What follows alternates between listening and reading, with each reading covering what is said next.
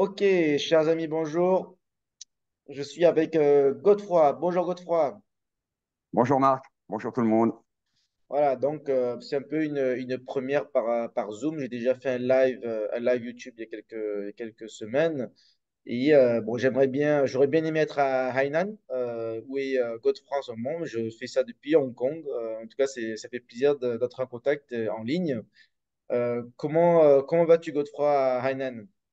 Je vais très bien, je vais beaucoup mieux là ces jours-ci parce que on commence à avoir un trafic qui est normal parce qu'à Hainan cette année, sur Sanya, on a eu 30% de plus de touristes que les autres années, Ah, pré-Covid.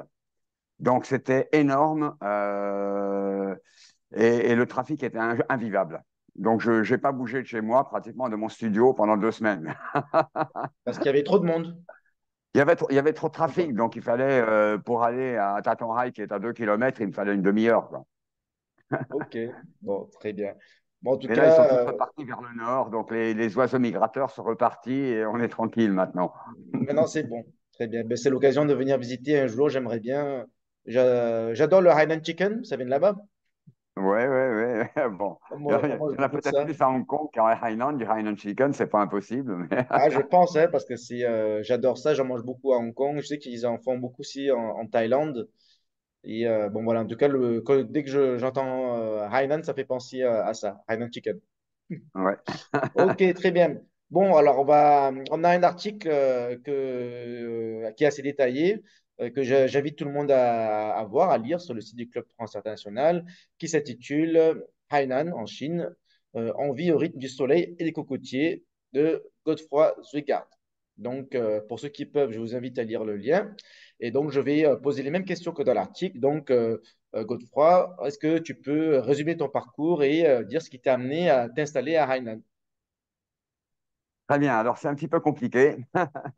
Je n'ai pas une vie standard, c'est-à-dire que je vais pas passer 40 ans dans la même société, hein. Mais, donc, je suis rentré assez tôt à l'école navale et j'ai fait la marine pendant 6 ans. Et puis à l'issue de cette, en fait, j'étais issu d'une famille de, comment dirais-je, de équestre. Mon père était un des pionniers de l'équitation de loisirs en France, donc j'ai grandi avec les chevaux. J'avais rien à voir avec la mer, mais j'avais envie d'avoir des horizons un peu plus vastes, de voir un peu plus loin. Donc, la solution, ça a été la marine nationale, donc pendant 6 ans. Et puis à l'issue de ce stand de 6 ans, je suis passé ensuite sur les cargos. Et je suis ensuite passé sur les yachts. C'était assez naturel parce que je faisais déjà de la voile, de la course en voile. Je faisais pas mal de régates à partir de l'âge de 16 ans.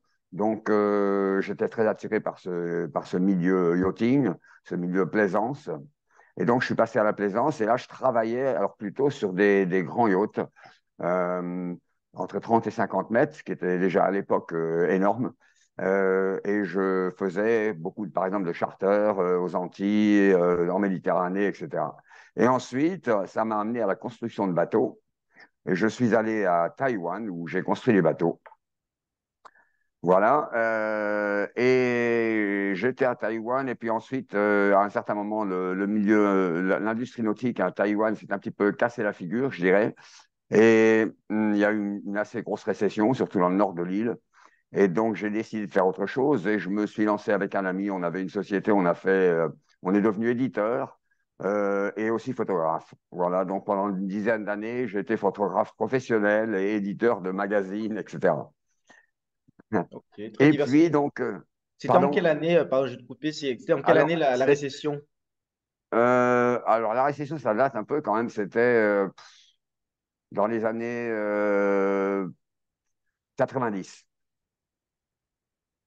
Dans les années 90. Ok, Et donc, à l'issue de ça, je suis repassé régulièrement quand même ici en Chine euh, pour aider les sociétés, des amis qui avaient des sociétés en particulier à Hong Kong, à établir un petit peu le milieu yachting, le milieu de la plaisance en Chine, à développer un peu la plaisance en Chine.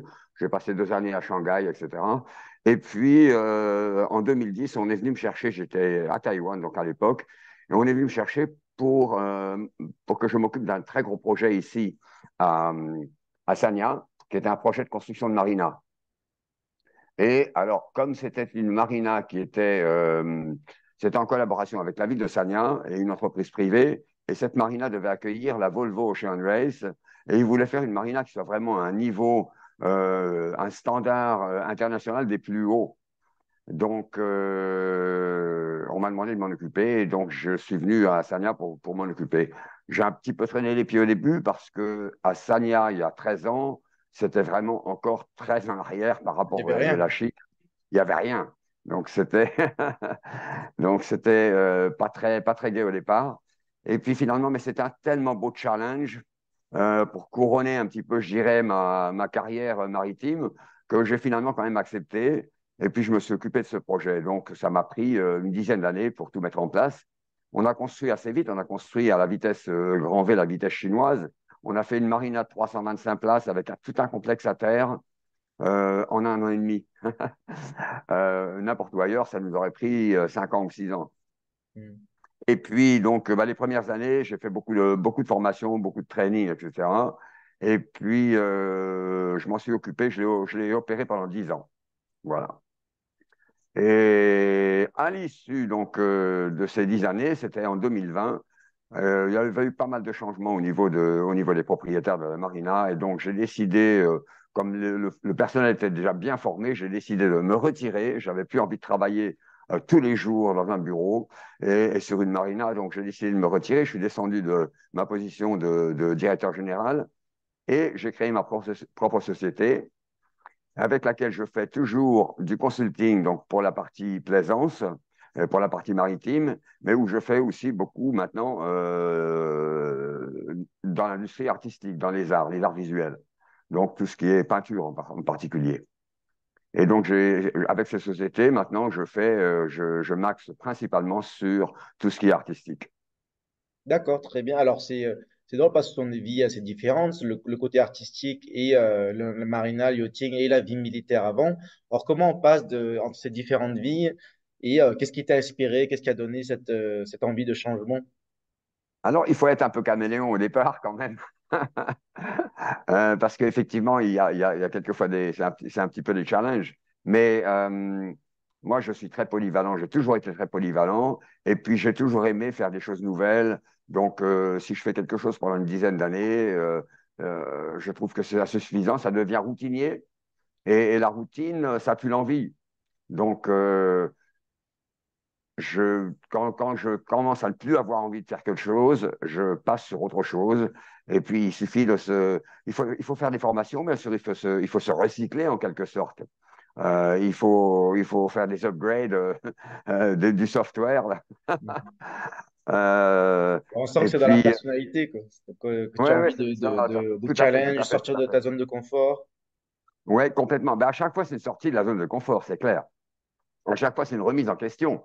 Une remise en question des ambitions, des possibilités, des capacités. C'est une remise en question constante. Donc, mais ça peut se faire. Il faut être très adaptable. Et bon, moi, ce qui m'a appris à être adaptable, c'est comme j'ai beaucoup vécu dans énormément de pays. J'ai vécu dans 8 pays différents. Euh, je me suis installé ici. Je parle chinois. Je me suis très, très bien adapté.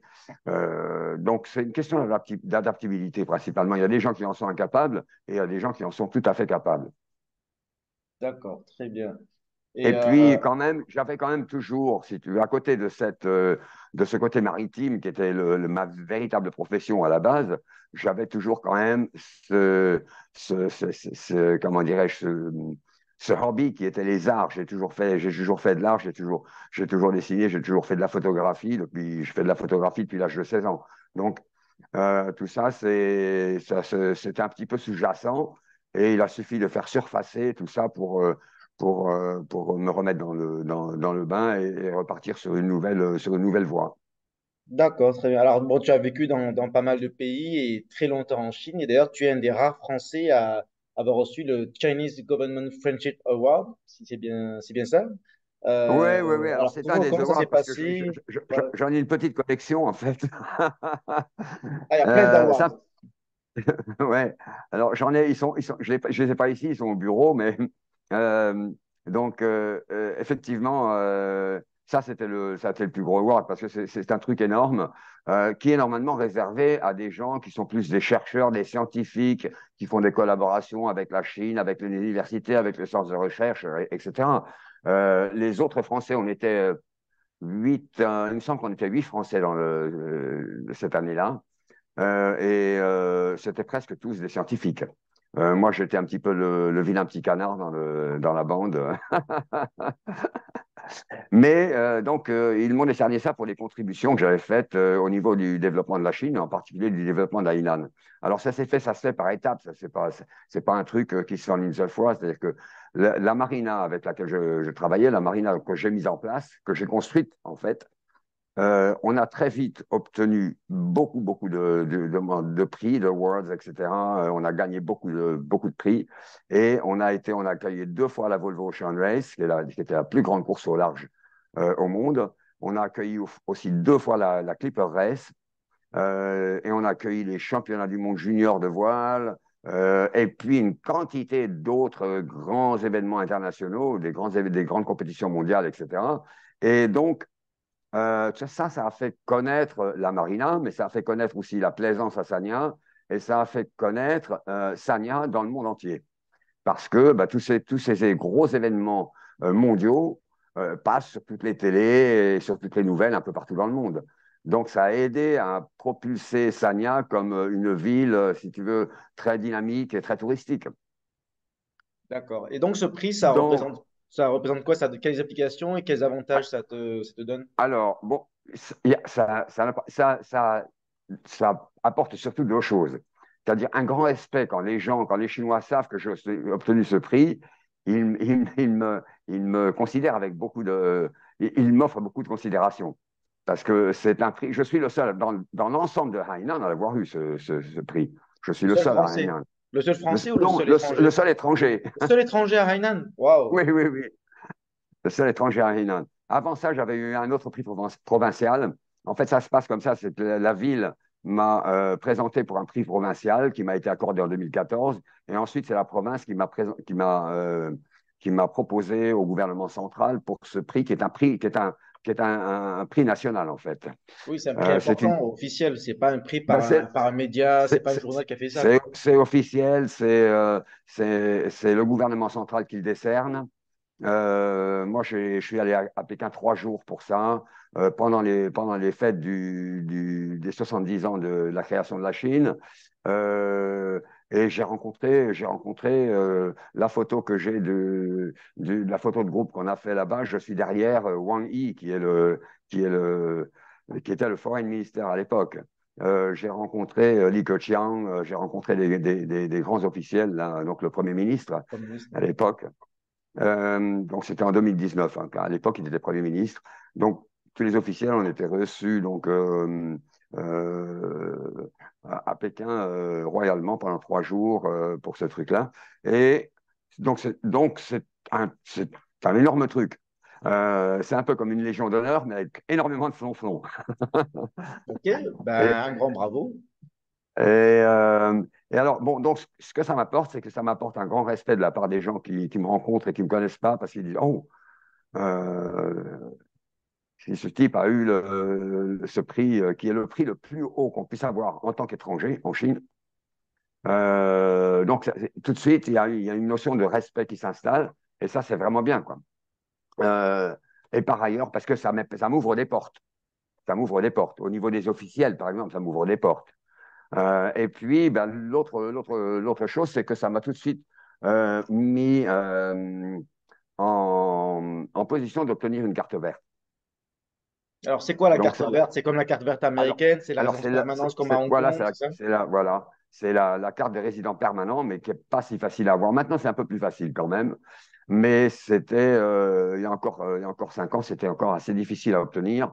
Et en fait, surtout à Hainan. Donc cette carte verte, ben, l'avantage, c'est qu'une fois qu'on a cette carte verte, on est comme un Chinois, on peut faire les affaires. Moi, ça m'a permis d'ouvrir ma société très facilement. On peut faire des affaires, on peut acheter une maison, on peut travailler pour qui on veut. Moi, On a quasiment les par mêmes exemple, droits. Pardon. on a les mêmes droits pratiquement, à part évidemment les droits politiques. On n'a aucun droit politique, mais Mhm. autrement pour les autres droits, on a les mêmes droits que les Chinois, en gros. Oui, c'est-à-dire la résidence illimitée, le droit de faire des Voilà, affaires, etc. c'est une carte d'identité, en fait, qui se renouvelle tous les 10 ans. C'est comme la résidence permanente à Hong Kong. Voilà, tout à Ah, fait. il faut quand même renouveler tous les 10 ans. Oui, oui, il faut renouveler tous les 10 ans. Pas qu'une carte d'identité. En France, la carte d'identité, il faut la renouveler tous les 10 ans aussi. Oui, oui, Et les effectivement. Mais si Chinois, on, et les Chinois aussi renouvellent leur carte d'identité tous les 10 ans. ouais, Ça a mais une si on la validité. renouvelle pas, si on la renouvelle pas et et après, pendant 2 ans, on a oublié qu'on la redemande, il peut y avoir Ah, ben, ça dépend est-ce si qu'on on est. perd le Non, droit non, ou? non, non, non, là, ça se compliquerait un peu les choses, je pense. Il faut quand même rester dans les règles. Et puis, ce qu'il faut aussi, c'est quand même passer du temps en Chine, parce qu'on est quand même censé passer au moins 6 mois par an en Chine. D'accord. Donc, si on a la green card et qu'après on s'en va, on rentre en France, 10 ans après, c'est pas Alors, sûr d'avoir le renouvellement. absolument. Donc, si on rentre pendant plusieurs années, c'est fichu, on la perd. On peut D'accord. refaire une demande, mais elle sera plus difficilement acceptée. D'accord. Et Et puis, par contre, si on veut repartir, par exemple, si je veux demain aller en France pendant une année, par exemple, prendre une année sabbatique et aller en ça France, passe. je peux très bien le faire, mais il faut que je fais une demande d'abord. Je fais une application et ils me diront, ben, OK, allez-y. Et puis, donc, cette année, ne comptera pas. D'accord. Bon, il y a quand même une notion de durée de résidence en Chine. Et après, il Ouais, faut justifier si on est absent comme, pendant comme, longtemps. comme pour beaucoup.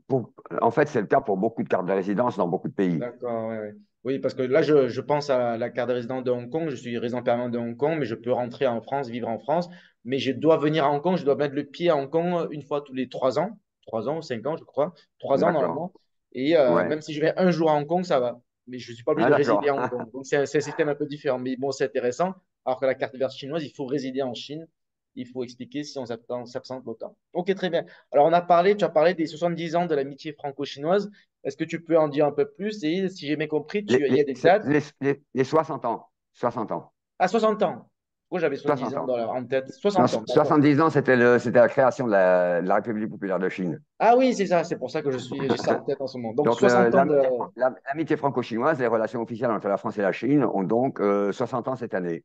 D'accord, très bien. Et donc, à cette occasion, je crois que tu as un événement à Sanya et ensuite tu vas à Hong Kong en mai. Alors, dis-nous tout. C'est quoi les prochaines dates? Alors, effectivement, on a donc, parce qu'il faut faire quelque chose. Presque toutes les villes en Chine vont faire des célébrations. Ils sont tous en train de préparer des événements énormes. Et parce qu'il faut savoir quand même que l'amitié franco-chinoise, c'est pas rien. La France a été le premier pays à reconnaître la Chine populaire, mais elle a elle a été le premier pays à établir, par exemple, des relations culturelles avec la Chine, à faire des échanges culturels, etc., etc. Donc, il y a eu beaucoup. La France a fait beaucoup de premières, en fait, avec la Chine en matière de relationnel. Et donc, c'est un moment important. Et bien qu'on soit très peu nombreux en tant que Français ici à Sanya, j'ai voulu faire quelque chose. Alors, j'en ai profité pour lancer une exposition. Donc, c'est une exposition qui démarre le 2 mars à Sanya, dans un énorme magasin de duty free. En fait, on a tout un étage, on a 450 mètres carrés pour l'exposition. Et j'organise une exposition donc sur le thème relations franco-chinoises et avec deux artistes chinois et donc deux artistes français. Donc, pour bien marier le coup, et évidemment, ça va être une exposition qui va être en place pendant 2 mois, donc mars et avril. Et on va avoir la présence, évidemment, on est soutenu par le musée d'art de Sanya, on est soutenu par le bureau du commerce de la ville de Sanya, etc. Donc, ça se présente plutôt bien. Et puis, voilà, donc une fois que l'expo est lancée, après, ça roule tout seul. Alors, ça, Après, je c'est prépare. dans un magasin, c'est dans le duty free, c'est ça? C'est dans le Il y a duty une, free, ouais, le il y a duty une free qui salle appartient à spéciale, Sino. c'est une galerie, c'est que ça se c'est- passe comment? Alors, c'est le duty free, le Sinopharm, c'est la propriété Sinopharm. Et il est en plein centre-ville. Et donc, ils ont 3 étages. Et ils ont une partie du troisième étage où ils ont leur centre VIP. Ils ont un centre VIP. Et donc, à côté de ce centre VIP, ils ont donc un hall d'exposition qui fait 450 mètres carrés et qui est très, très bien fait. Donc, ça, c'est super. On va exposer là-bas. Ça va être une belle expo. Ah, mais ça, c'est dans le Euh, centre-ville. c'est au centre-ville, oui, Mais oui, c'est dans absolument. l'aéroport? Non, non, non, non, Ah, non, non. C'est au centre-ville. ah. Parce que maintenant, les duty free, on en a plusieurs. Il y en a plusieurs à Sanya. Il y a le plus grand qui se trouve à Haitang Bay, celui-ci qui existe depuis des années, qui n'arrête pas d'être euh, de s'étendre d'ailleurs.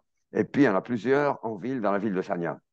Ah, d'accord, c'est intéressant parce que j'entends duty free, tout de suite, ça me fait penser à un aéroport. Oui, oui, Ok, tout à mais fait. c'est Alors bon bon, ça. il y a aussi, ils sont aussi à l'aéroport, mais en fait, Oui, là, les l'exposition, gens, ce en sera fait, dans le centre-ville. D'accord. voilà, ça sera au centre-ville, tout à fait. Donc, c'est un centre, c'est un duty-free où il y a le passage, c'est entre 1000 et 5000 personnes par jour. Donc, c'est pas mal. C'est Il pas va y mal avoir du des tout. visites. Ouais, il va y avoir du monde. Est-ce qu'il y a des officiels français qui vont venir, des élus, des députés, des Alors, sénateurs? C'est prévu ou pas?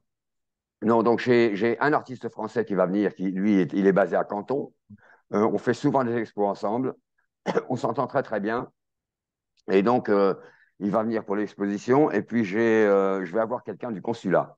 Mais ce n'est pas encore confirmé, je ne sais pas encore qui.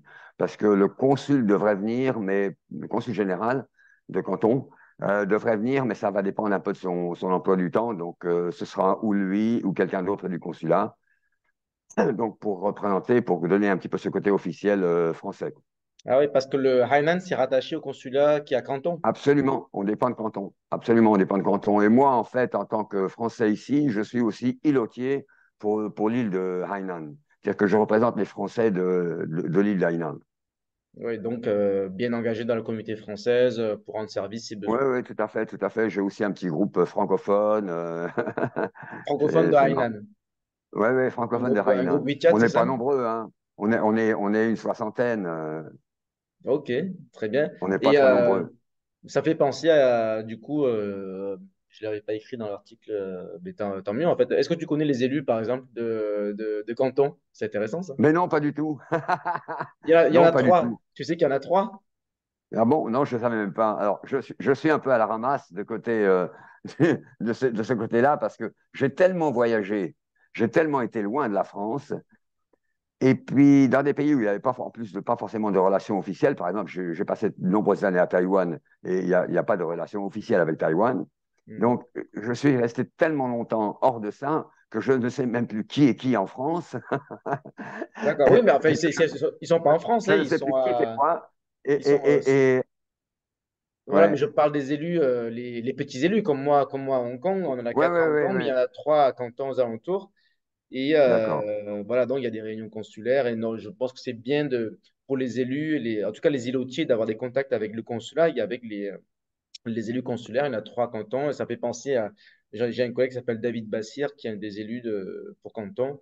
Donc, ben, je vous mettrai en contact. Et après, il y en a D'accord. deux autres qui sont, D'accord. Ben, voilà, sont très, très. je les connais pas du tout. Je les connais pas du Voilà. tout. Ben, en tout Mais cas, ils doivent complètement nous ignorer parce que nous, sur Sagna, on est 7 ou 8 Français. Donc, d'accord.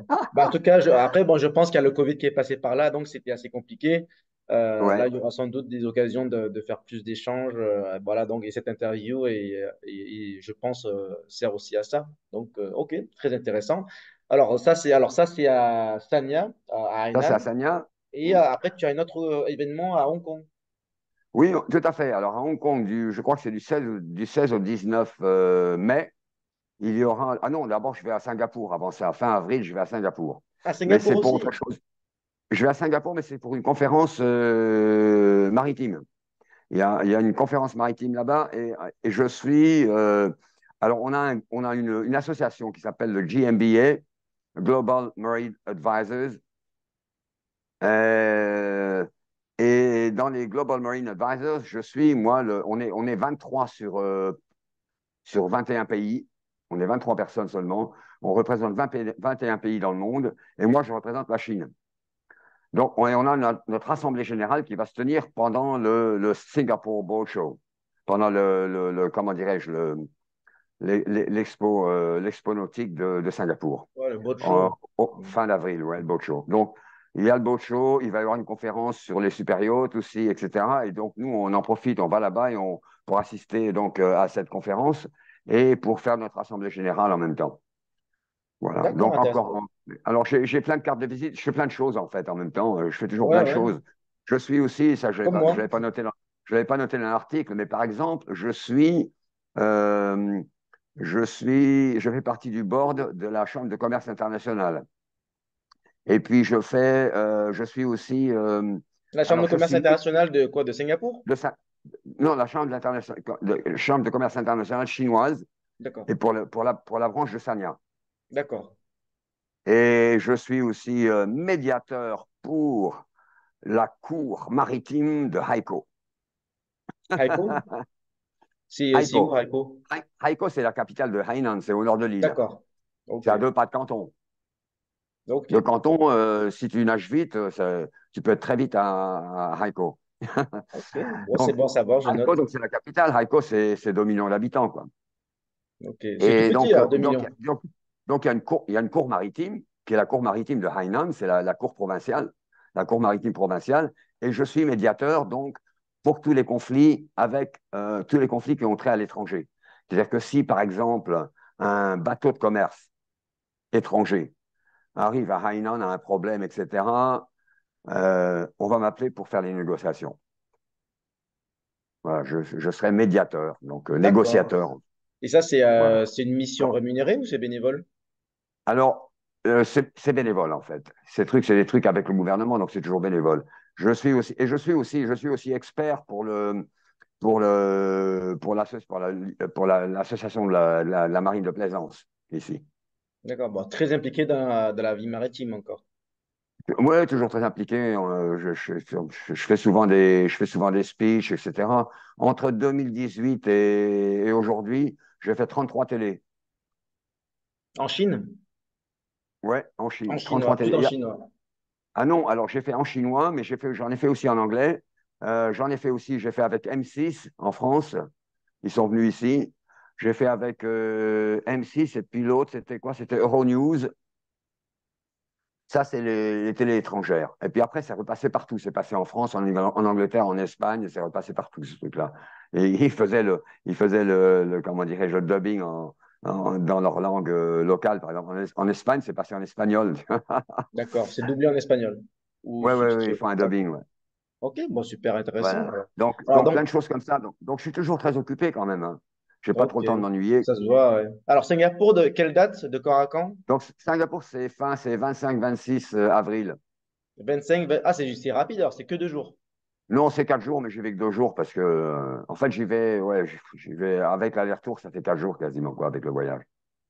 D'accord. Euh, et puis, euh, et puis ensuite, en mai, mi-mai, donc du 16 au 19 mai, il y a donc la foire expo artistique au centre des expos à Hong Kong. Ouais. Et c'est pas Art Basel, mais c'est l'autre, c'est le Affordable Art Fair. Oui, c'est très connu. Alors, si les gens Hein. veulent, si les Français de Hong Kong ou même des touristes veulent te voir là-bas, ils font comment? Bah, ils te trouvent, Ah il y a ben, un stand, ce sera ah, facile à trouver. ouais, ouais, tout à fait. Ils viennent quand ils arrivent à l'expo, il y a une liste des exposants. Ils trouvent mon booth. Alors mon nom d'artiste, c'est Gypsy avec 3 E. Ah, il faut savoir alors. Gypsy. Comment dirais-je, mon centre artistique ici, c'est le même nom. Donc, je serai sous ce nom-là à l'expo de Hong Kong. Donc, ça s'appelle Gypsy's Hub. Oui, je le vois sur la photo que tu as envoyée là. Gypsy. Voilà. Gypsy's Hub. Voilà. Gypsy solo. C'est quoi solo? Je vois solo. Solo Exhibition, c'était pour la Solo Ah, Exhibition. d'accord. Ok, très bien. Endless. Art Donc, Exhibition Endless. C'est où ça, Endless? C'était le nom de la galerie? Endless, c'était le nom de l'expo, oui. Et ça, c'était à Hainan? C'est encore en cours, ça se finit à la fin de ce mois. C'était une expo de 3 mois.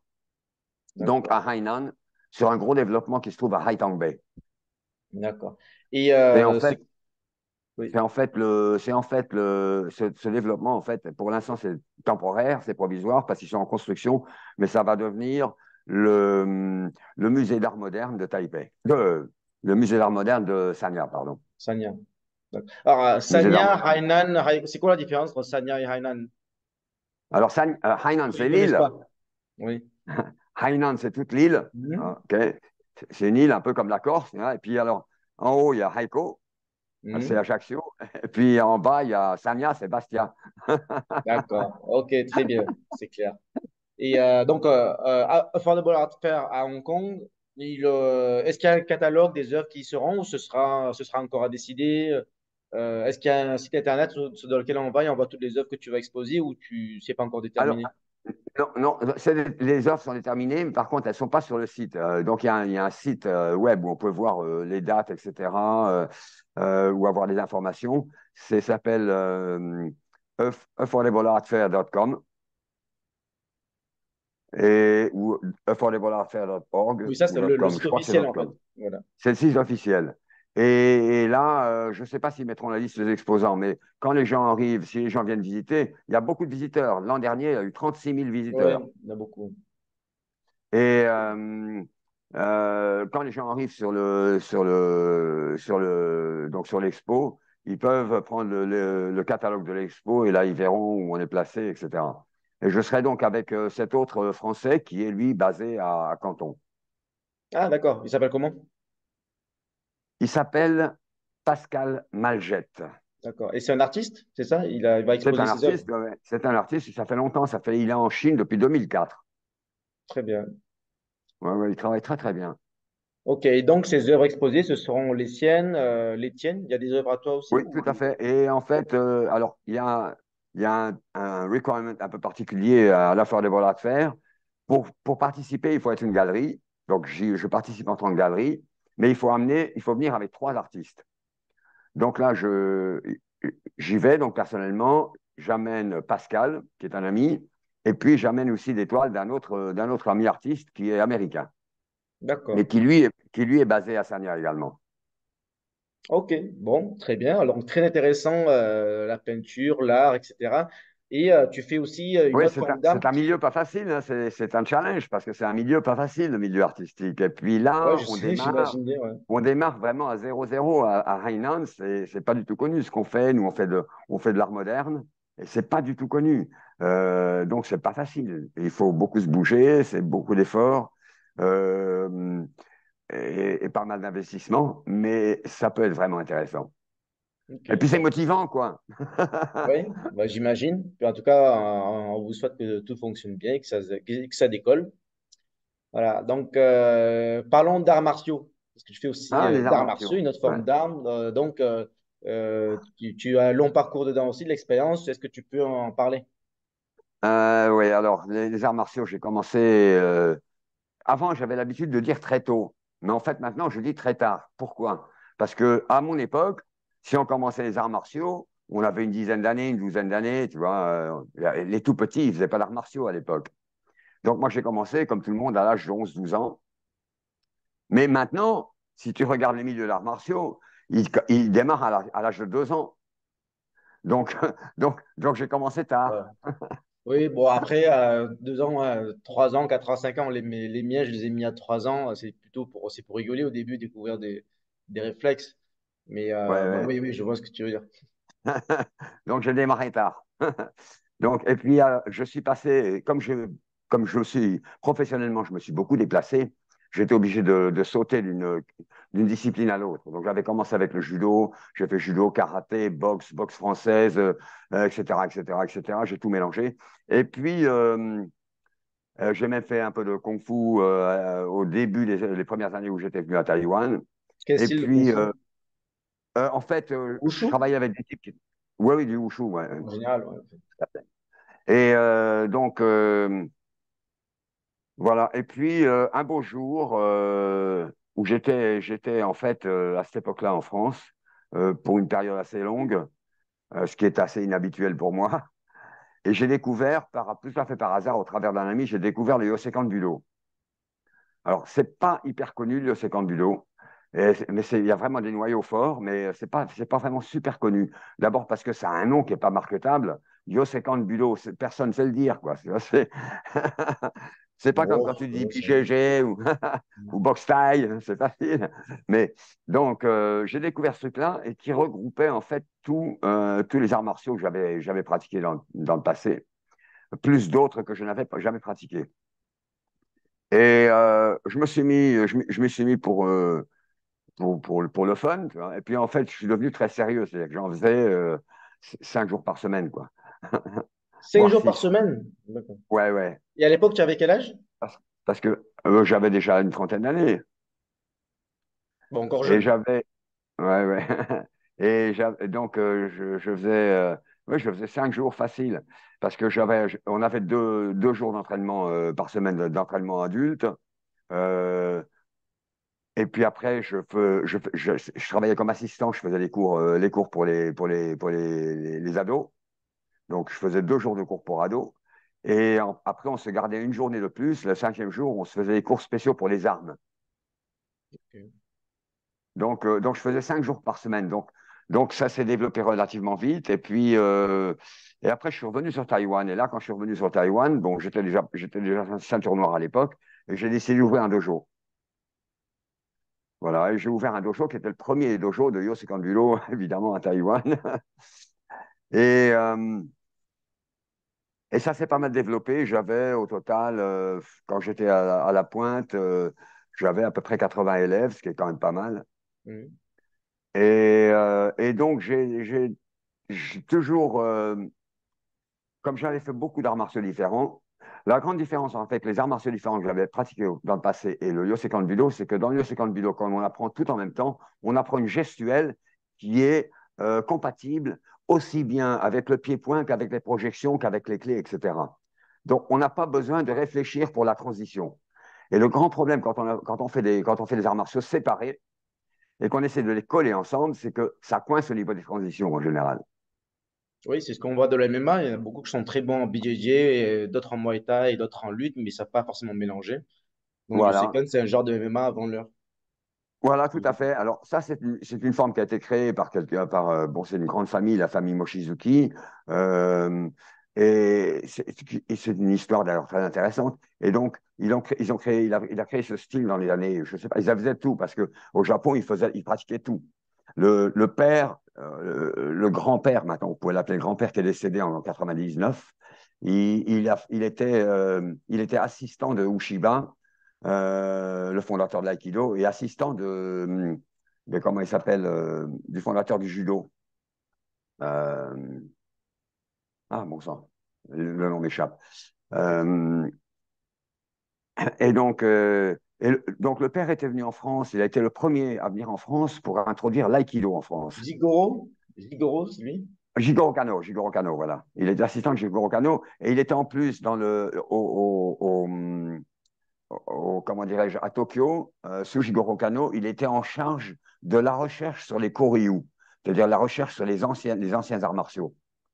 Très, très fort en Jiu-Jitsu, euh, très fort en Kendo, en Jiu-Jitsu, etc. Enfin, c'est des types qui pratiquaient tout, mais qui faisaient à temps plein, si tu veux, pas comme nous, tu vois. Eux, ils étaient vraiment à temps plein. Moi, j'ai passé quelques jours chez le maître qui est à Aix-en-Provence. Mais tu fais des arts martiaux du petit déjeuner jusqu'au moment où tu vas te coucher, quoi. Ah oui, oui, c'est Et comment impressionnant. ils Et ils faisaient ne pour faire, vivent comment ils faisaient pour gagner leur vie? S'ils faisaient ça à temps plein, ils gagnaient de l'argent par les compétitions, ils enseignaient? l'enseignement, pas vraiment les compétitions, mais l'enseignement, ouais, l'enseignement. Et donc, le père était venu en France, puis il est reparti. Lui, il était beaucoup, beaucoup trop japonais. Il a envoyé ensuite son fils, Hiro Mochizuki, qui est venu en France, qui a, lui, lancé le karaté. Et il a lancé une forme de karaté qui n'était pas la forme de karaté primaire qui se faisait à l'origine. Ils faisaient tous du Shotokan. Et lui, il a formé les gens avec le Wado Ryu. Et il a été entraîneur de l'équipe de France. Et c'est lui qui a entraîné l'équipe de France pour aller battre les Japonais en karaté en 72. Et donc, c'est un grand personnage, il est très respecté. Il a été directeur technique de la Fédération française de karaté pendant 15 ans. Et donc, voilà, c'est lui qui a mis en place ce système, si tu veux, complet, si tu veux. On pourra beaucoup en parler quand on se rencontrera, parce que c'est difficile à expliquer ici dans une interview. On ne peut pas aller dans les détails.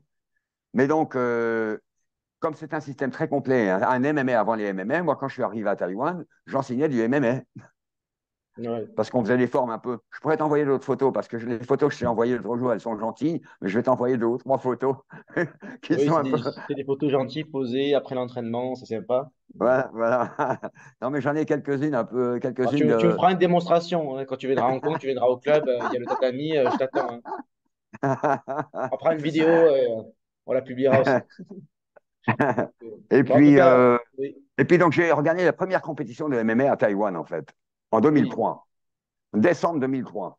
Donc, c'était vraiment la toute première compétition de MMA. Et historique. après, ça a commencé à grandir. Ça s'appelait comment le show, l'événement?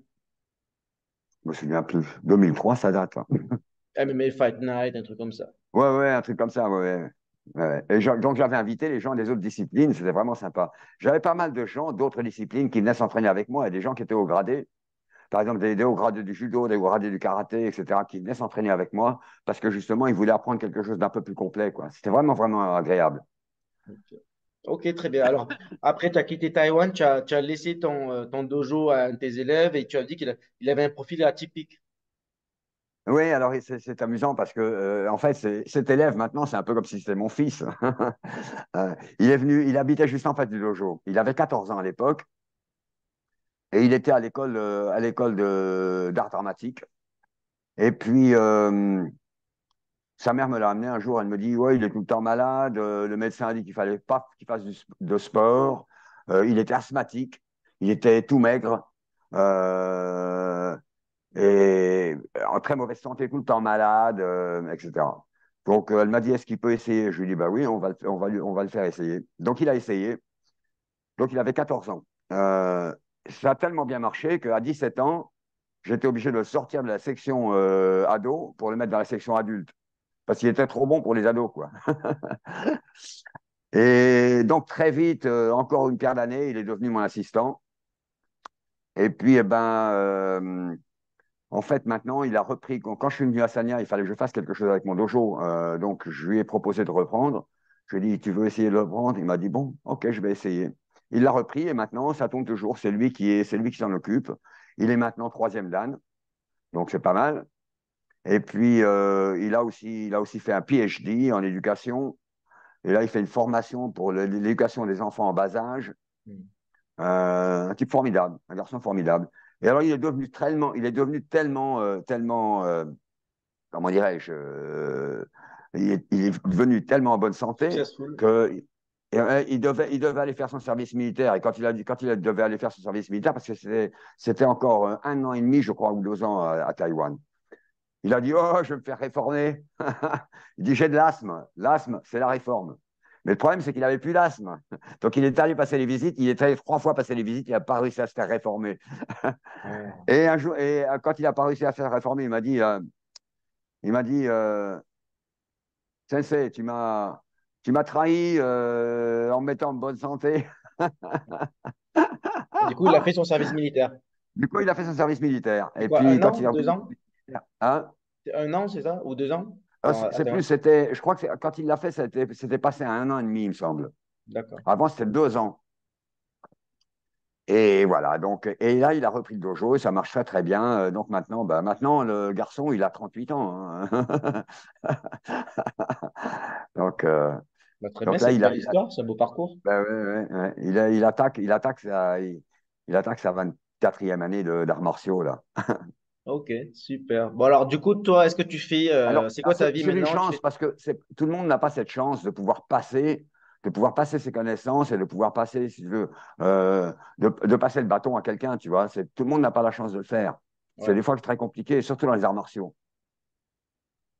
Parce que les gens ne veulent pas, parce que c'est difficile de gagner sa vie avec les arts martiaux, etc., etc. Dans les arts martiaux, il faut savoir une chose, c'est que si tu veux avoir sauf si tu fais de l'entraînement privé, que tu charges très fort, très cher, où là, ouais, tu peux gagner beaucoup d'argent. Mais sinon, avec les écoles d'arts martiaux normales, si tu n'as pas une centaine d'élèves, tu vivotes. Et là, quand tu passes au-dessus de 100 élèves, c'est un peu la barre, c'est la centaine d'élèves. Si tu es au-dessus de 100 élèves, là, ça commence à gagner de l'argent. ouais, mais Donc, ça permet là. c'est pas facile d'en arriver là. En général, ceux qui décident de faire ça professionnellement, c'est vraiment des passionnés. Ouais, ouais, ouais, ouais. Alors, complètement, ouais, complètement. Ou alors, ils font ça à côté, comme en France, la plupart des profs, ils ont notre métier en même temps et ils donnent des cours juste 2 fois par Ben semaine moi, et c'est tout. j'avais aussi le métier parce que j'avais ma société d'éditeur et mon studio de photo. Je travaillais avec mon studio photo et puis j'avais mon dojo. Mais Ouais, ça veut ouais, dire quand voilà. même beaucoup de boulot parce que à une époque, je donnais 23 heures de cours par semaine au dojo. Au dojo et à l'extérieur. 23 heures de cours par semaine, en plus de mon boulot. Donc ça veut dire 4 heures par jour, quoi. Donc c'est quand même beaucoup, beaucoup de travail. Ouais, énorme. Et alors aujourd'hui, tu fais quoi? Tu t'entraînes toujours ou tu fais autre Non, chose? D'autres je sports? m'entraîne plus parce que bon, d'abord, l'âge aidant, j'ai moins d'énergie quand même. Et puis, Et puis, j'ai pas trouvé d'endroit qui me convienne ici. Soit ils sont loin, soit c'est pas vraiment des styles qui me plaisent vraiment. Alors, il y a quelques gars, je connais quelques gars. Il y en a un qui est pas très loin, qui m'a demandé, de temps en temps, qui me demandait de lui filer des coups de main, mais il est très mal organisé. Donc, finalement, je n'ai pas voulu donner des cours là-bas parce que c'était trop compliqué. Pas organisé, quoi. Et C'était un jour, c'était oui, tu peux pas pardon. démarrer un nouveau groupe à Hainan pour le fun, une fois par semaine avec des copains, un petit groupe de 10 Alors, personnes, ça pouvait le faire, non? ouais, non, j'y pensais au début. Et puis, mais j'avais trop de boulot avec la marina. Ah, plus le temps. C'était Même vraiment maintenant, un pourtant. boulot à temps plein, vraiment à plus que temps plein. Donc j'avais vraiment pas le temps d'enseigner, quoi. Et puis après, bon, maintenant, ça fait tellement d'années que je pratique plus que c'est foutu. Je peux plus enseigner là. Hmm. Je peux plus enseigner d'une part parce que j'ai plus l'entraînement et puis parce que bah, il faudrait que je me remette un peu dans le bain, quoi. Hmm. Et donc, du coup, tu fais quoi? Tu fais du golf, tu fais du tennis, tu fais Ah du non, sport tout court? je fais plus tellement de sport parce que j'adore les sports. J'ai fait une quinzaine de sports dans ma vie, dont trois au niveau de la compétition, en national, en international. Mais mm, en fait, j'ai fait donc de l'équitation. J'ai commencé avec l'équitation. Après, j'ai fait du canoë. En équitation, j'étais en national. En canoë, j'étais en national. Et la voile, où j'étais en international. Tu vois, et puis après, j'ai fait plein d'autres sports. J'ai fait beaucoup de sports de glisse, etc. Beaucoup de sports nautiques aussi. Mais ici, je trouve pas. Je faisais des sports nautiques au début, quand j'étais à la marina, parce que quand j'avais un peu de temps de libre, je me prenais un bateau, j'allais faire un peu de ski nautique ou un peu de planche à voile, etc. Et puis, ben maintenant, j'ai plus trop accès à ces trucs-là et je trouve que les facilités, si tu veux, qu'on a là, le seul truc sympa ici, c'est le surf. C'est le surf, mais c'est un petit peu loin, quoi. Faut vraiment avoir beaucoup de temps. Et donc non, je me contente d'aller à la gym pour rester à peu près en forme. Mhm. Donc, en général, c'est gym le matin, et puis l'après-midi, je bosse ou je peins, etc. Et puis, je bosse aussi beaucoup pour la préparation des expos, etc. C'est quand même pas mal de boulot. Ok, très bien. Bah, alors, sinon, là, au niveau de la vie en général à Hainan, alors, dis-tout, c'est comment? Est-ce que Alors, c'est la un vie, endroit que tu recommandes? Si quelqu'un veut y aller, est-ce que tu as des conseils? Comment faire pour s'y installer? Voilà. Comment est vraiment la vie là-bas? la vie ici est vraiment sympa, hein. C'est climat tropical, donc il fait beau tout le temps. Il fait beau 300 jours par an. Il fait un peu chaud l'été, mais sinon, il fait très beau. Et donc, c'est agréable. Le rythme de vie est beaucoup plus sympa que dans les grandes villes comme Shanghai ou Pékin. Euh, il y a des plages partout, les gens sont cool. On m'a dit Donc, que ça on n'est ressemble à pas la vraiment. Thaïlande. C'est un peu comme la Thaïlande, c'est On n'est vrai ou pas. pas? Un petit peu, ouais, un petit peu, ouais. Un petit peu. Euh, et puis, donc la vie peut être très agréable ici. Mais alors, par contre, bon, au niveau de la subsistance, il faut savoir quoi faire. Les gens qui viennent ici, on a beaucoup de gens qui viennent des grandes villes chinoises, des étrangers, qui vivent à Shanghai ou à Pékin ou ailleurs, qui viennent en vacances ici pour le week-end, très souvent. Ils viennent pour le week-end, ils vont du côté juste à côté de Sanya, là où il y a des plages avec du surf, etc. Ils font la fête et ils surfent pendant un week-end ou un week-end rallongé. Et après, ils rentrent dans leur ville, dans leur ville de fou.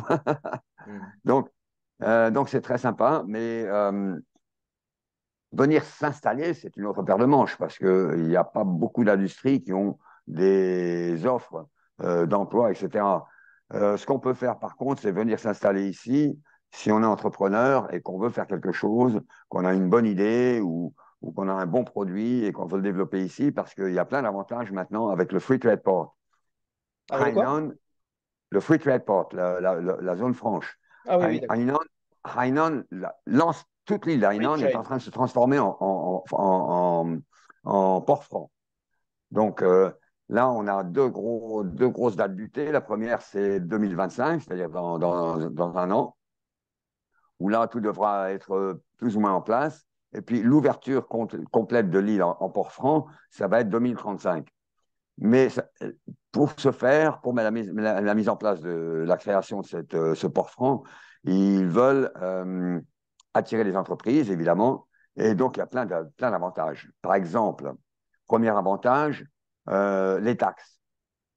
D'abord, d'abord, on peut établir une WOFE, donc une compagnie complètement étrangère, c'est-à-dire la compagnie est chinoise, mais elle est complètement à la possession d'étrangers. En tant qu'étranger, on n'a pas besoin d'avoir d'actionnaire chinois. Et puis, la deuxième chose, ça va très vite, c'est très facile à faire. Mais la deuxième chose, surtout, qui peut être intéressante, c'est qu'il y a des zones industrielles avec des tarifs très intéressants pour s'installer. Par exemple, il y a la marque Zodiac, la marque de pneumatiques. Les pneumatiques Zodiac, qui sont les petits bateaux à moteur, elle s'est installée ici sur Hainan. Donc, ils ont les produits qui arrivent, qui sont des produits non finis. Ils ont les produits qui arrivent de France. Ils les montent à Hainan et ils revendent partout en Chine. Alors, D'accord. et l'avantage, c'est que là, on peut ne plus avoir de taxes à l'importation quand on importe les produits. On importe des produits du matériel, des produits de base, et puis on les remanufacture ici, on les assemble, etc. Donc, on n'a pas besoin de payer de taxes. Déjà, tax-free. Deuxième gros avantage, c'est les taxes qu'on doit payer. C'est-à-dire que le maximum de taxes sur les sociétés sera 15%. Et le maximum de taxes sur les gens qui possèdent ces sociétés en tant que revenus individuels, 15% également. Donc, c'est même plus faible qu'à Hong Kong. Ouais, Parce ça que dépend Hong Kong, du montant. ah Il si, y a parce entre que Hong Kong, 12%. la taxe sur les sociétés, ça peut monter à 25%. 25%, ça me semble beaucoup. Mais peut-être. Sur l'individuel, la taxe sur le revenu individuel, c'est 15,6 ou un truc comme ça, Oui, c'est ce que j'avais de en tête. mémoire. Ouais. Et par contre, sur les sociétés, ça peut être 25%. Ah, peut-être. Ouais, ouais. Donc ici, on est vraiment au minimum qu'on puisse trouver, quoi. C'est vraiment sympa. Donc, ça peut être intéressant pour certains entrepreneurs, mais il faut savoir qu'il ne faut pas penser venir faire une société bidon avec laquelle on ne fait rien du tout, parce qu'ils vont donner un visa qui va être un visa de 6 mois pour démarrer, 6 mois ou un an, et ils vont le renouveler que s'ils ont les preuves que la société tourne. Donc, Bah, je vais faire le voilà. cliché. Est-ce qu'un Français, cliché type, il veut venir, il ouvre une boulangerie ou un resto français, ça pourrait marcher? Tout à fait, ça pourrait marcher. Ça pourrait marcher. Alors, il y en a qui l'ont déjà fait, mais en général, ceux-là sont mariés à des Chinoises. Mhm. Ça simplifie les choses. Mais si le type, il veut s'installer et qu'il s'installe dans la zone franche, oui, ça peut marcher, tout à fait. Pourquoi pas? D'accord. Et est-ce que ça pourrait Aussi bien. marcher pour quelqu'un qui fait du business en ligne, c'est-à-dire digital nomade? C'est pas, si c'est un visa de 6 mois, ça devrait pas être approprié alors. Ouais, alors, ça pourrait marcher, si, bien sûr, mais il faudra que, comme toutes les autres sociétés, il faudra qu'il prouve que sa société tourne et qu'il a des revenus, etc. Donc, ils vont lui demander comment dirais-je, des rapports d'activité, quoi. Donc, il faudrait avoir la société enregistrée à Hainan, en Chine. Ah, bien Et sûr, donc, ouais, ouais, même si ouais. les Ah, bah, revenus sont sur ah, bah, Internet, ne sont pas faits sur Hainan, ça pourrait marcher. ah, ouais, ouais, ouais, ouais, ouais. Non, non, là, alors si c'est des revenus en digital nomade, des revenus qui sont à l'étranger, que le boss, le type, il bosse sur son ordinateur, il peut venir s'installer ici, mais il pourra pas y vivre de manière permanente. J'en ai connu, hein. On avait un ami qui était dessinateur de web et il travaillait principalement avec des sociétés américaines et il a vécu ici très longtemps. Alors, sous quel type de visa, je ne sais pas. Euh, Ah ben, il était marié, donc c'est le problème résolu. Donc, mais normalement, si on se marie à une Chinoise, on n'a pas forcément le droit de bosser. Le fait de se marier et le droit de bosser, ce sont deux choses différentes. Le work permit, c'est à part. Donc, il faut quand même faire une demande. Si on veut travailler physiquement dans l'île, il faut avoir un permis de travail. Mais comme ce type-là était justement en ligne, il était un digital nomade, hein, mais des premiers temps. Donc, il faisait du web design. Et donc, bah là, lui, officiellement, il n'avait pas de revenus sur Hainan, quoi. Ok, très bien. Bon, sinon, dernière question, comment vois-tu l'avenir? Est-ce que tu vas rester à Hainan? Est-ce que tu vas aller ailleurs? Est-ce que tu vas rentrer en France? Quel est ton état d'esprit?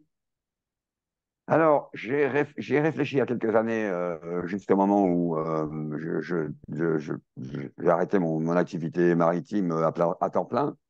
J'avais pensé me relocaliser me délocaliser plutôt sur Tsurai, Parce que Tsourès, c'est une ville sympa. C'est pas Ah, très sérieux? grand, c'est une J'y ville. étais il y a pas c'est- longtemps, quelques jours, j'ai passé Nouvel An là-bas. Ah ouais, Nouvel An alors, chinois. tu vois, c'est une ville qui est pas mal du tout parce que c'est une vraie ville, il y a quand même un peu tout ce qu'on veut, mais c'est une ville qui est pas gigantesque, qui est pas très chère. La vie à Tsourès est pas chère.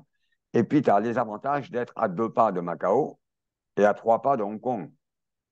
Donc, tu veux prendre un avion sur n'importe quelle destination dans le monde ou en Chine, c'est très, très facile.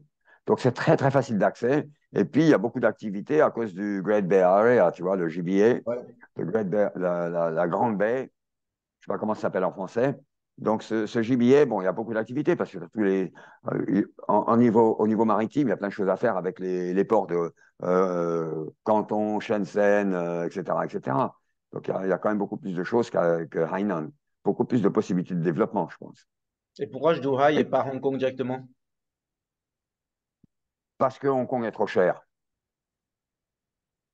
Ok. Hong Kong est trop cher et c'est une ville trop speed pour moi. J'ai vécu à Hong Kong pendant 6 mois et j'aime pas vraiment parce que j'aime pas les grandes villes. J'aime pas les grandes villes et les énormes populations, euh, les Ah, mais embouteillages. tu sais, à Hong Kong, il n'y a pas que ça. Si tu vas sur l'île de Lama, par exemple, tu connais Ah ouais, Lama bien Island? sûr, ouais. Ouais, ouais, C'est bien beaucoup sûr. plus posé, c'est tranquille. Peng Chau, Ouais, ouais. c'est vraiment Ouais, d'accord. c'est différent. Il y a tout à Hong Kong. Ouais, ouais. Ouais, mais ça, bon, mais j'ai un très bon ami qui habite justement à Lama. Euh, Lui, il était à Hong Kong depuis très très longtemps. Euh, et puis donc, j'avais considéré ça. Et puis, j'avais aussi considéré le Vietnam. Parce que le Vietnam était en plein développement. Mais en fait, là, ça s'est complètement arrêté. Il y a des problèmes politiques, il y a eu des problèmes de corruption, etc. Donc, le gouvernement a tout stoppé. J'ai un très très bon ami qui a ouvert une société là-bas qui fonctionnait très très bien. Et puis là, il est un peu embêté parce que justement, tout est bloqué, tout est coincé. Donc ben, le développement au Vietnam, ça prendra un petit peu de temps aussi. Autrement, sinon, l'Europe, non, j'ai pas vraiment envie de rentrer en Europe pour plein de raisons. Pour plein de raisons. D'abord, le coût de la vie. Maintenant, c'est très cher quand même, l'Europe. Et puis, euh, et puis la violence. C'est-à-dire la Très violence, souvent. la sécurité, c'est ça? La sécurité, la sécurité. Moi, j'ai eu des problèmes, tu sais, quand j'étais en France. Ah, écoute, là, en juin, je vais à Paris, je vais en France une semaine. Je vais en France une semaine. Je passe 3 jours à Paris. J'ai des gars qui vont chercher des noises dans le métro. Impressionnant, incroyable. Tu vois? Incroyable. 3 mecs dans le métro qui avaient envie de s'amuser.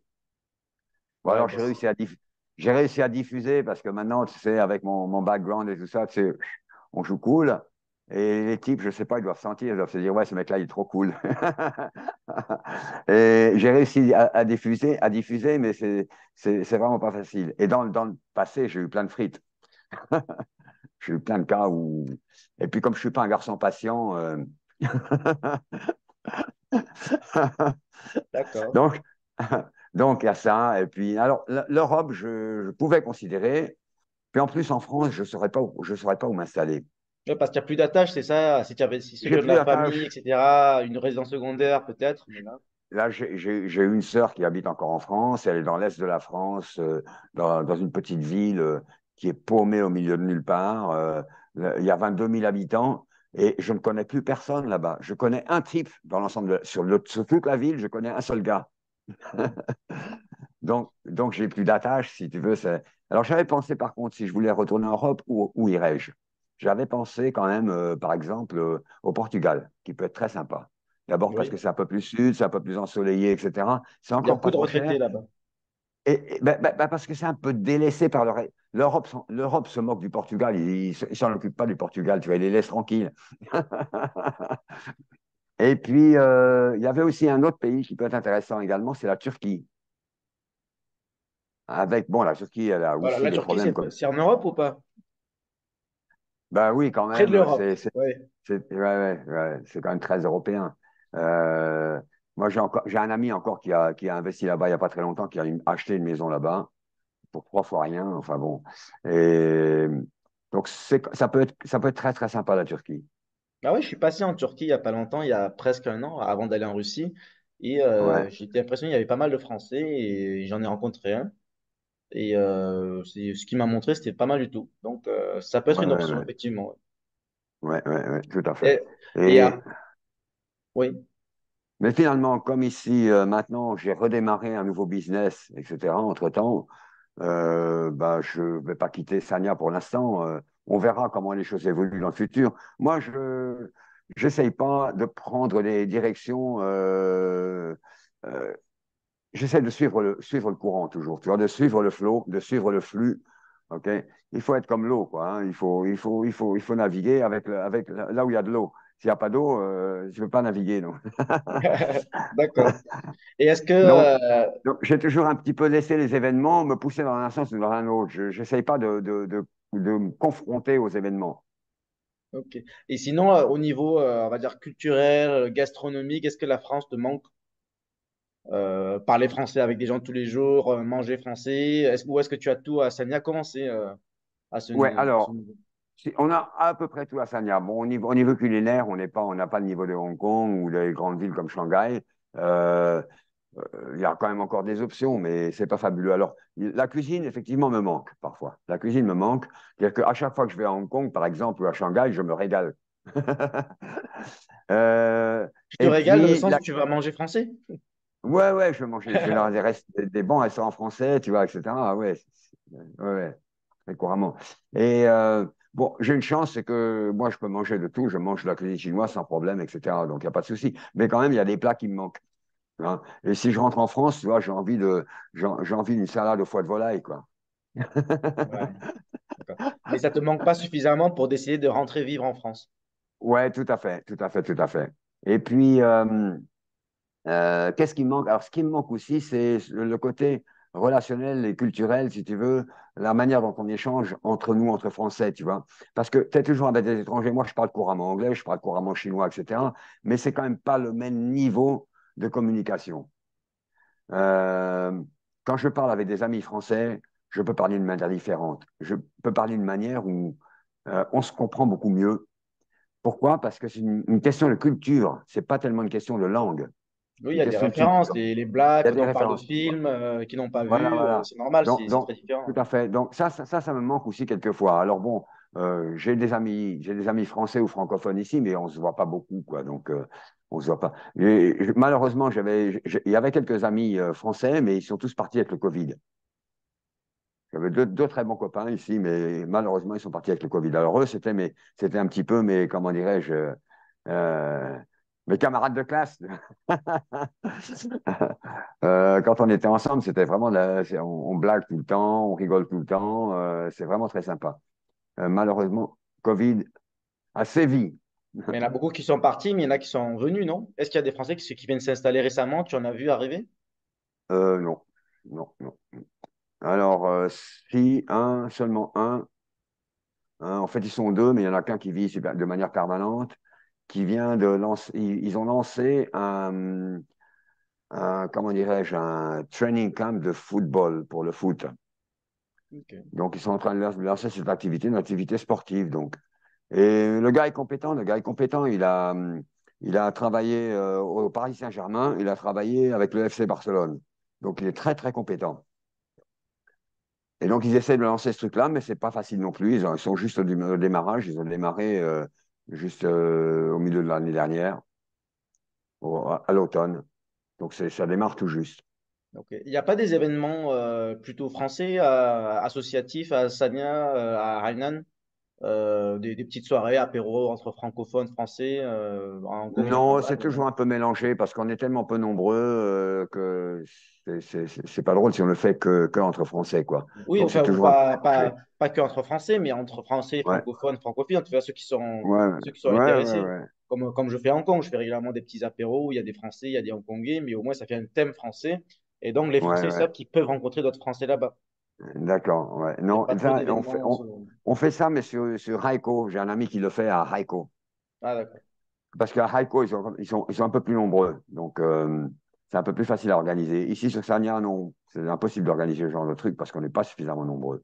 Parce on doit être 8 à l'heure actuelle, mais en as toujours un ou deux qui sont en voyage, un ou deux autres qui ont des choses à faire, etc. Donc, finalement, on ne peut pas arriver à créer un groupe suffisamment cohérent, si tu veux, pour faire des choses comme ça. La plupart des Français sont à Raiko, c'est quoi, 90%, 60%? On est, je n'ai pas les chiffres exacts, parce que les chiffres ne sont jamais vraiment à jour. Mais je crois que sur Sagnan, on doit être 8 Français, et sur Aiko, il doit être une quinzaine. Ah, il n'y en a vraiment pas beaucoup alors.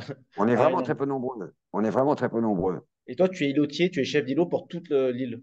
Pour toute l'île, ouais. Pour toute l'île. D'accord. Et pourquoi il y a plus de Français à Haïkou? C'est quoi? C'est là qu'il y a plus Ah, parce que d'entreprises? il y a beaucoup plus d'entreprises, ouais. Parce que Haiko, c'est vraiment juste à côté de Canton, hein. C'est vraiment, ils ont des ferries qui vont de Canton à Haiko. Même les gens qui viennent en voiture, ils mettent les voitures sur un ferry, si tu veux, pour traverser. C'est juste un isthme, un bras de mer, tu vois, juste entre les deux, entre l'île et le continent. C'est quoi la Donc, distance entre les deux, entre Haïkou et Hainan? mais c'est trois fois rien. Je l'ai même pas en tête, mais c'est trois fois rien, quoi. Tu feras un coup de Google Maps, tu vas t'apercevoir que c'est rien du tout. Mais en y C'est en de une l'ordre de, demi-heure, en y en. ah ouais, c'est de l'ordre de, je sais pas, 10 ou 20 kilomètres, Voilà, quoi. on peut prendre un taxi et on y est. Ouais. Donc, mais il n'y a pas de pont. Donc, il n'y a pas de pont et pas de tunnel. Donc, pour l'instant, c'est par bateau, par bac. Et euh, ben, même les gens qui viennent en voiture, donc ils prennent leur voiture. Et là, ils sont tous bloqués à Haikou en ce moment pour essayer de repartir en Chine. Ils avaient 19 kilomètres de bouchons sur le, comment dirais-je, sur le freeway, sur l'autoroute qui arrivait sur le port de Haikou, là. Ok. 19 kilomètres de bouchons. Ils ont des milliers de voitures qui sont bloquées là parce qu'ils veulent tous repartir en Chine. Mais comme ils étaient beaucoup plus nombreux que d'habitude, là, c'est pas facile. Ils sont un peu coincés. Pourquoi ils veulent tous repartir en Chine? Ben, parce que c'est ceux qui sont venus en vacances pour l'hiver. Ils viennent pour le Hmm, Nouvel An. d'accord. Nous, ici, on a beaucoup, si tu veux, on a beaucoup de gens du Nord qui viennent ici passer un mois, 2 mois, et d'autres qui viennent juste pour passer le Nouvel An. Donc, ils viennent pour 15 jours. D'accord. Et si je viens à Hainan depuis Hong Kong, je fais comment? C'est quoi le plus simple? Euh, c'est un Il y a des vol vols de. directs? Ouais, ouais, c'est vol direct sur Sarnia. Très, très Ok. facile. Voilà. Donc, Donc je faut note. venir. Ouais, mais faut venir te balader un jour. Je te dis, on a plein de gens qui sont sur Shanghai et sur les grandes villes et qui viennent à Sanya juste pour faire des week-ends.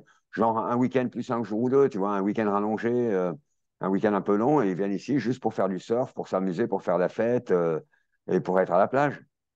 Donc c'est un truc que tu peux faire même en famille, tu vois. Et quand c'est la basse saison, en plus, c'est pas cher les billets d'avion.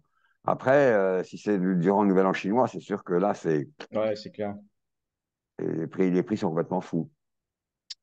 Ouais, ouais, j'ai une de mes élèves d'arts martiaux qui vient de me dire qu'elle était rentrée de Sanya. Donc, je confirme que c'est une destination prisée. Mais ouais, ça doit être peak time, ça doit être cher les billets d'avion. Ok, très bien. Ben, écoute, je pense que c'est bien, ça fait un peu plus d'une heure. Ouais, Voilà, j'ai autre même pas vu chose, le est-ce temps que passer. Ouais. ouais, tu veux ajouter quelque chose? No good? Non, j'ai rien de particulier à dire. Bon, bienvenue à tous. Si vous passez par Sagna, venez me visiter.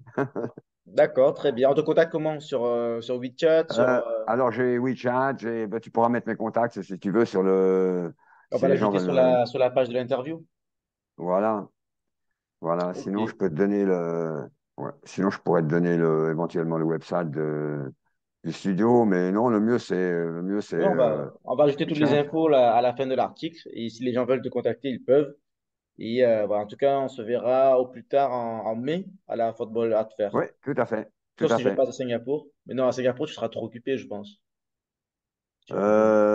Bah, ça dépend pourquoi tu seras à Singapour à cette époque, hein, ou fin Bon, avril, tu seras à je sais pas, Singapour par ou pas? hasard, ou même s'il y a des Français qui sont de passage à Singapour ou qui habitent à Singapour qui D'accord. veulent te rencontrer, je veux dire, s'ils veulent, Ouais.